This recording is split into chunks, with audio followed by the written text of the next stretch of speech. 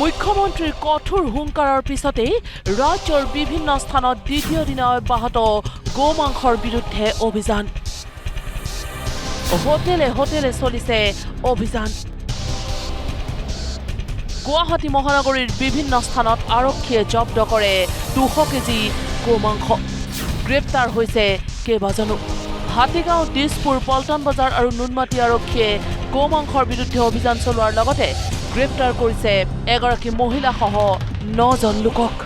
দুদিন একেলেঠাৰিয়ে গোমাংসৰ বিৰুদ্ধে অভিযান চলাৰ পিছত এতিয়া পূৰ্বে গোমাংস বিক্ৰী কৰা ৰাজ্যৰ বিভিন্ন স্থানৰ হোটেলসমূহে বন্ধ কৰি দিছে গোমাংসৰ বিক্ৰী। আগতে হৈছিল যেতিয়া চৰকাৰে নিৰ্দেশনা কৰিছে গৰু মাংস বন্ধ কৰিব লাগে, তেতিয়াৰ পৰা বন্ধ কৰি দিছোঁ। তেতিয়াৰ পৰা বন্ধ কৰিছোঁ। এয়া নগাঁৱৰ কেইখনমান হোটেল। পূৰ্বে ইয়াত গোমাংস বিক্ৰী হৈছিল, কিন্তু চৰকাৰৰ নিৰ্দেশৰ পিছত ইয়াত স্পষ্টকৈ লিখা আছে নো বিফ। যেতিয়া মুখ্যমন্ত্ৰীৰ নিৰ্দেশ দিছে তেতিয়াৰ পৰা আমি নিষিদ্ধ মাংস বেচা বন্ধ কৰি দিছোঁ। যেতিয়াৰ পৰা আমাক বন্ধ দিলে তাৰ পৰা পিছত পূৰা বন্ধ। তাৰপিছৰ পৰা আমি আৰু একো বন্ধ নাই, ইয়াত নো বিফ মাৰাই দিয়া আছে।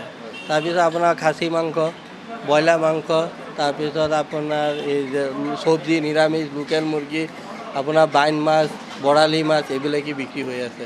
গুৱাহাটীৰ হাজী মুছাফিৰখানা ৰোডত থকা হোটেলতো বন্ধ হৈছে গোমাংস।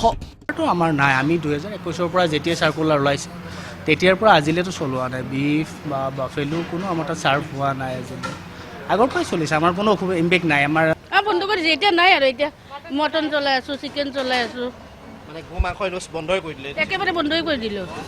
নাই আৰু নাই, গোটেই কেইখনতে আহিছে, গোটেই কেইখনে এতিয়া বন্ধ হৈ গৈছে। আজিকালি কোনো নাৰাখে। কালিৰ পৰা বন্ধ। গৰু মাংসটো বন্ধ কৰিছে, বন্ধ হৈ গৈছে। না, আমি এতিয়া খাচী আৰু মাছ, চিকেন চলাই আছোঁ। আহিছিলে, কালি আহিছিলে, অভিযান চলাই গৈছে। এই অলপমান পাইছিলে, ৰান্ধা মাংস পাইছিলে, লৈ গৈছে সেইখিনি। আপোনালোকে এতিয়া নচলায় আৰু এতিয়া? না, আৰু নচলা, বন্ধ কৰি দিলে। আজিৰ পৰা আনানি নাই।